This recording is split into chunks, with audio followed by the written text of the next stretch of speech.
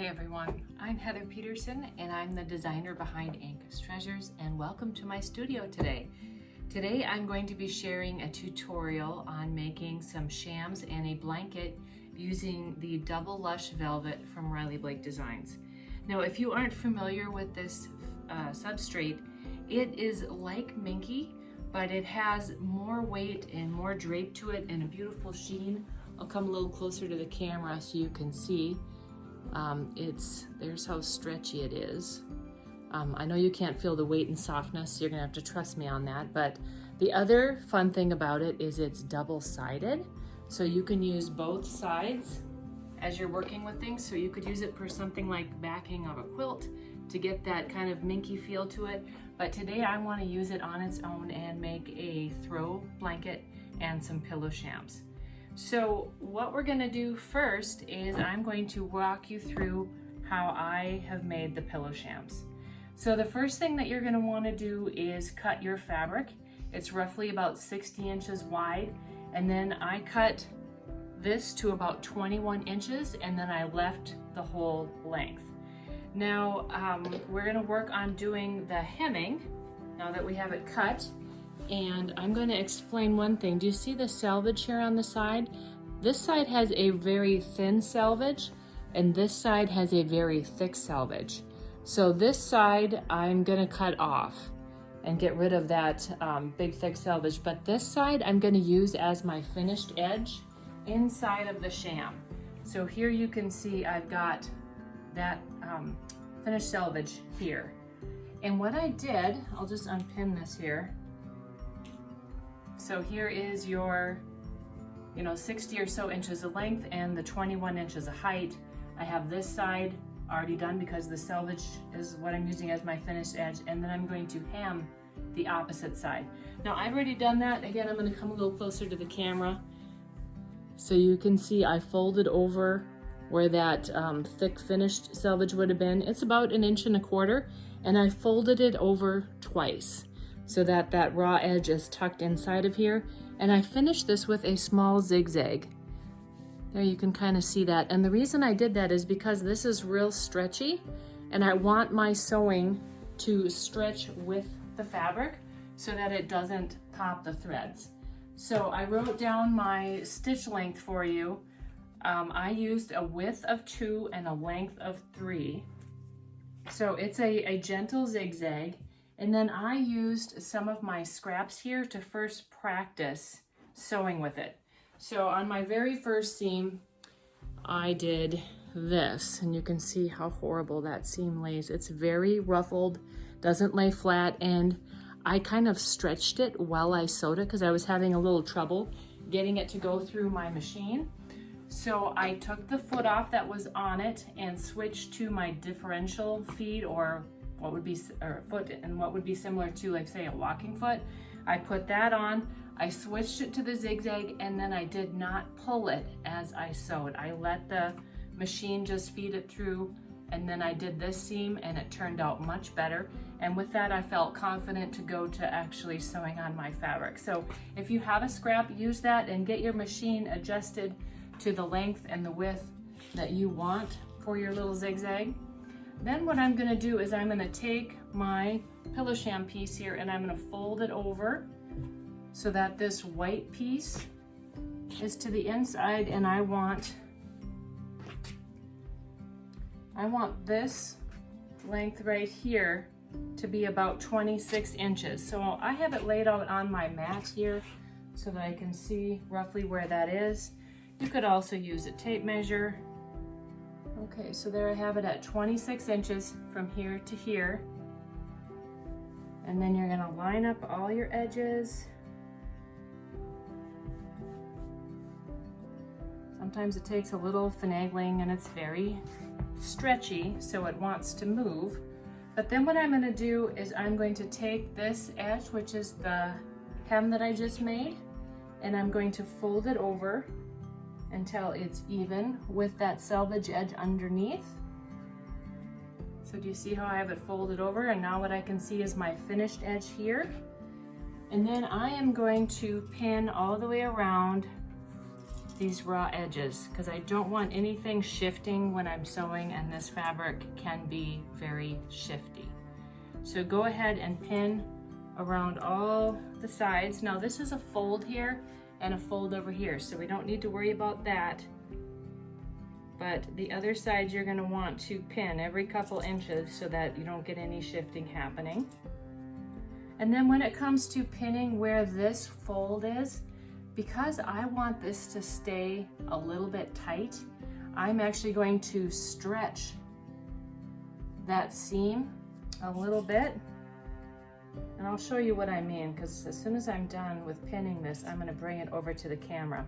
As you can tell, I do not have a professional film studio, so I have to make do with the tools that I have here for sharing this information with you. So it's a little hard to see what I'm doing at all times, but I'll bring it up to the camera here in just a second. I'm just getting all these layers pinned together. So here's my top edge where you can see I've pinned all along the edge. And then right here where this hem is, do you see that I've stretched it beyond the raw edges underneath? And what that is going to do is it's going to help pull this just a little bit tight so that it doesn't gape open. So I did that on both the top and the bottom. I'd say I have 3/8 to 1/2 inch there where it's overlapped. So if you want to do a little stability stitch along those two edges, those long sides, you certainly could. I'm not. I'm going to go ahead and bind this like it was a quilt. So what I'm going to do for my binding fabric is I have some of this red plaid. This is from my First Blooms fabric collection, and so is this print here that the Double Lush Velvet is printed on.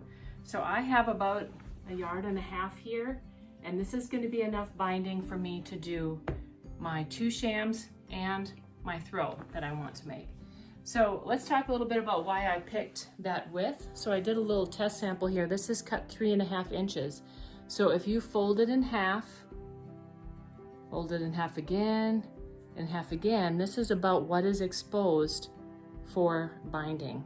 And I'm gonna do the French double fold method, so that's why I have that folded so many times. So because this fabric is thicker and harder to work with, I don't wanna do the standard binding width of 2.5. I want it much thicker so that it's easier to work with. I see a little bit more of it, and there's a big enough seam in there to allow for this thicker fabric to be tucked inside. So now that we have the size of our binding established, let me show you my technique that I use for doing binding that I want to cut on the bias. So what you're going to do first is you're going to open this whole big chunk of binding. So I've got my 1.5 yards going this direction. I've got my roughly 44 inches this way. Not that it really matters, but the point is that it's opened up all the way. So then what you're going to do is we're going to take this cut edge over here, and we're just going to fold it over to our selvage edge here at the top. And you see that that automatically makes this 45-degree angle through the fabric right here. So I didn't use a ruler to do that. I just folded it. So let me show you one more time. Here's my full width. I'm going to take the cut edge, fold it up to the selvage edge, and that establishes my 45-degree angle. Now here's where that fold is, and I'm right-handed, so if you're right-handed you can follow doing it exactly the way I'm doing it. But what you're going to do is you're going to take this fold and you're going to fold it on top of itself, because we're trying to get this folded down small enough that our ruler is going to fit on here. So I'm going to fold it over one more time. So I'm just taking that fold and I'm folding it up on top of itself over and over, or several times, until this is small enough that I can fit my 45-degree ruler here on top. So one little check that I'm going to do is I'm going to measure, let's see, I've got about 19.25 inches from here to here, and I'm just going to go across my piece and make sure that it's about the same. Looks like I need to go just a slight bit this way. We're trying to make this into a pretty square rectangle here. Then what you're gonna wanna do is we're gonna cut off the fold. So I usually do that by doing a backwards cut. It's a little bit thick and I'm at a little bit of an awkward angle. Yeah, I'm gonna have to go around, so sorry, I'm gonna have to stand in front of the camera. So just never mind me for a little bit here. There, now I got all the way through. So now the fold is cut off. Then I'm gonna measure over 3.5 inches. And I'm gonna cut a strip. Then I'm gonna measure over again, 3.5 inches. And I'm gonna do this until my piece of fabric is completely cut up. So I'm just gonna work my way across. And you'll notice that each cut, I get these really long pieces of binding. So you're gonna go ahead and cut all of those up. Then, let me come closer to the camera again. Do you see how this is cut at a 45-degree angle? That's fine, that's what we want. What you're gonna do is you're gonna take one of the other pieces and lay it out until you have two 45-degree angles that are, I wish I had a better camera system here. Let's see, can I tip this forward? There, do you see how they're laid like that? Then what you're gonna do is put them right sides together. Let's see if I can get this adjusted again. And you're gonna sew through here with that diagonal seam. Sorry to make you guys dizzy. But I'm gonna take all of these strips over to my machine and sew them together end to end like that on the diagonal. And then I'm gonna go and press them at the ironing board. So I'm just gonna press them all in half, wrong sides together. So I'm gonna do that and then I'll be back to show you the... Okay, I'm back from the ironing board. You can see that I have my binding all pressed and ready to go, and I gave myself a 90-degree corner here. So I'm ready to start sewing it to my sham. So I did wanna mention that, you know, this fold stays here. I just pinned things in place so it didn't shift. You can cut it if you want to, but you know, cutting this stuff is a little bit messy, so I'm cutting it, you know, the least amount of times as possible. So I did leave the fold on either end and just pinned them in place. And one other thing I want to point out is the fold down on this end. Make sure that you're not catching the seam allowance of this white selvage edge in that seam. We want that to stay loose so later we can put our pillow inside of this envelope here. So I just felt along the edge here for my finger and made sure that it was a 1/2 inch back so that that doesn't get caught along that seam there. All right, then you're going to start sewing this to your pillow sham. Now, if you're nervous about things stretching out, I gotta grab my pins here. As you're sewing and this not laying flat, you could certainly go ahead and pin each side as you do it. And then you're just going to bind this like it was a quilt. Now I'm gonna sew this with about a 1/2 inch seam allowance so that when I fold the binding to the back edge, it perfectly meets up with that seam line. And then you can hand or machine stitch that down. As you're sewing or pinning, make sure you have all 3 layers, even along the edge. I dropped my other pin here. Not sure where that went. And then you're going to sew towards your corner here and stop a 1/2 inch shy and back stitch. And then you're going to miter your corner. I can see I'm not quite getting that in my film here, but you're gonna miter this corner. Now, if you have questions on how that's done, how the mitering works, I'm gonna leave some links in the description to my blog. I don't update it anymore, but it's got some tutorials on it that even though they're older, they're still good. And it will walk you through step by step how to bind your quilt, how to miter the corners, how to do the hand stitching. I also have one for how to cut that bias binding. So if that was a little hard for you to tell what I was doing on screen, you can go to the description here, click on the links, and click on the one with the binding, and there's a printout on there even that you can print off and hold next to you as you fold and cut your binding so that you make sure you do that right. So yeah, and if you have questions on the mitering of the corners, like I said, you can also go to that blog post. But just to show you a little bit here, you're gonna stitch toward this fold. And when you're a 1/2 inch from the fold, you're gonna stop and back stitch. Then you're going to fold this up straight with this edge, and then you're gonna fold down straight with that folded edge too, and then you're going to start on the edge here and sew down. So I know it's upside down and kind of backwards, but that blog post is going to show you much closer. So why don't you go ahead and work your way around your table runner, and then when you get to here, you're going to leave yourself, I don't know, I'd say at least a 6-inch tail, so you can kind of come around the corner and stitch a little bit and then leave this open, and I will come back and share the technique that I use for sewing that shut. All right, I am all the way around my pillow sham, and I'm ready to show you how I end my binding tails. Before I do that, I'm going to trim off this little extra. Remember how I said that I pulled that a little bit tighter and had that hanging out about a 3/8 of an inch or so? So I'm going to trim that. You could even trim some of the layers so they're staggered just a little bit, so there isn't so much bulk all in one spot. Okay, so then what we're going to do is I have taken a scrap of my binding, and this is what I cut off when I started. So what we're going to do is we are going to lay this down even with our end here, and we're going to overlap this and cut it to the length of that little template. So I'll say that one more time. If this is our little template, this is 3.5 inches wide, the same width as what we cut our binding.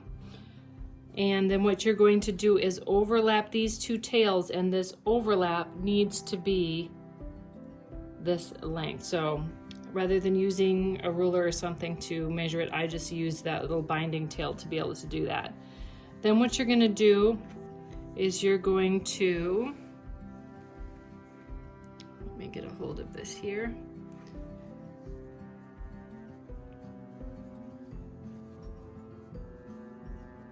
You're going to lay this diagonally, and you're going to sew this together just like you did all those other seams. It's just a little bit more awkward because of the fact that the binding is partially stitched down.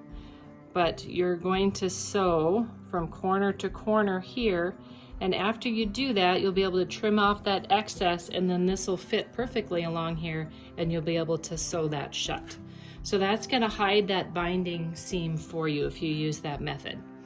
Now what I did next is I brought the binding to the front side of my sham, and then I stitched it with a decorative stitch. So you can see it looks a little bit like a zigzag. I'm hoping the camera's focusing on that well, but you can see it's a little bit of a stagger, like it comes down, goes across, and then goes back, and then comes down, goes across, and comes back. So it's stitch number 19 on my Bernina 570. And what I did is I'm just running that straight stitch right in the ditch here, and then the bite of the zigzag goes onto the binding, and it looks the same way on the back. So it's just a good way to finish that by machine without having to stitch so perfectly in the ditch. And because there's a little bit of zigzag there, it's got just a little bit of stretch to it, and I don't think it's going to snap quite as easy with this stretchy fabric. So that's what it looks like from the front when it's done. So I'm going to go ahead and do that all the way around my sham, and then show you how this goes onto your pillow form. I am at my machine now and just wanted to mention a couple things. So I don't know if you can tell, but when I sewed that binding on, I sewed it with just a slight tiny little bit of a zigzag. So I think I had my width on a 0.3, so just barely a wobble, and that just again allows for a little bit of stretch in the seams so the seams don't pop as you're handling your item later. And then I'm going to just show you how this little decorative stitch that I'm using along the edge of the binding looks. So you can see how it's kind of going back and forth, and if you're having trouble with your fabric wanting to work forward as you go, you can use a stiletto or a seam ripper. I don't usually use a stiletto, so I don't even have one, but this seam ripper will help me kind of hold this down as I'm stitching, and you can see I have a few pins along the way that I pull out as I come to them. But that's how that works as you go around. And when I started with a straight stitch and back stitch, and then switched over to that decorative stitch, and then started stitching. So here you can get a good look at what that looks like. If you don't have that stitch, you could also just use a zigzag. Okay, I've got my sham finished, so I just wanted to show you how it looks when it's all done. You can see the binding all the way around the outside edge, and then here's the back with that flap that I talked about. So there's that selvage edge up inside, and that's the closure, and that's how you get your pillow in and out. All right, now we're ready to work on our blanket. So I'm gonna try holding my camera by hand here so that I can move it around as I'm explaining how I did this. So I have 2 layers of minky cut, or I should call it Double Lush Velvet. So you can cut that to whatever size you want. You can see I just trimmed down close to my selvage, so I have trimmed off some of it, you know, maybe an inch or so I don't have any extra thickness or anything in here. And then I just want to make sure that my 1/2 inch seam allowance here hides any of those selvage edges. So I did list some sizes for this in the little handout that you can go into the description for the video and print off. And you can adjust from there as needed. And then, you know, it is stretchy. It's a little hard to lay out. So just do the best you can. Get them as close as you can to the same size. In this particular one, I used the pattern to help guide me with my cutting. And then when I layered it, I put the blue side out on the back and the decorative print out on the front. So you can see there I have the 2 layers sandwiched inside. And then I've gone around and I've pinned all along the edge. It's not super close, maybe 6 inches or so, and that's just to kind of help keep things from shifting as I sew around. And then if I head towards where my sewing machine is, you can see I have the back up on my table so that it helps support some of the weight as I'm sewing, and I've got my leftover binding from when I did the sham. So I'm gonna sew it on just like I did before. So I'm gonna work on that a little bit and then I'll be back. So I'm at the machine sewing on the binding, and I just wanted to give you a couple hints for sewing this because our goal is to make sure that everything lays nice and flat after you get that binding on. So as you're sewing, make sure you don't stretch or pull on the Double Lush Velvet at all, that's just laying free, and then put a slight bit of pressure on the binding. Don't tug or pull, but just a slight little tug as you're sewing them together. And then you can see on my machine I have my zigzag width set at 0.6 and my length at 2.5. And then the key is, as you're sewing, just make sure you can lay it out behind you and see that it's laying totally flat. If it's waving at all, then you're going to want to adjust your pressure a little bit because the goal is we want this to lay nice and flat as we're sewing. I'm going to come around the edge here, show you a little close-up detail of that seam. There's that little bit of a zigzag, and you want the width of that seam allowance, so just, you know, around a 1/2 inch or just slightly under, so that when this is folded to the other side, it just meets your stitching line right there. So you could do that and continue all the way around your blanket, and then end the tails the same as what we did with our pillow sham. And then after that, you can use the same decorative stitch to sew all the way around the blanket. So I have made my way all the way around the quilt sewing on the binding, and I just wanted to comment on a couple things. Without thinking totally clearly, I went ahead and sewed my binding to the front side of my blanket, which is normally how I do my quilts. But if you remember in the video from the sham, which I had filmed yesterday, so it wasn't totally fresh in my mind, I had sewn the binding to the back side. And I kind of wish I would have done that on this one as well, because now I'm working from the back side and I'm folding this to the front and I'm stitching from this side. So I can't see the front side as I'm stitching. So I mostly am getting it really pretty good, but I'm the picky sort. So you can see there, it's not perfectly in the ditch, or right down here, you can see my stitching line is slightly onto the blue fabric. And if I would have done the reverse, where I sewed my binding initially to the back side and then wrapped it to the front to stitch it down, I would have been able to get that perfect. So I just wanted to give you that little tip. And then last one is, if you feel like this is a little bulky and you're having trouble getting this folded in, you could grade your seams a little bit. You can see here I took a scissor and I just trimmed the top layer back just slightly, and that will help that binding lay a little flat. So you could see, or maybe you can't, it's a little dark in here, but this is pretty thick in here, and by doing the grading of that seam, that will help keep that a little bit flatter. So, you know, you can take the time to do that if you're wanting that to look a little bit flatter. We hope you enjoyed this tutorial for sewing with the Double Lush Velvet, and thanks for watching.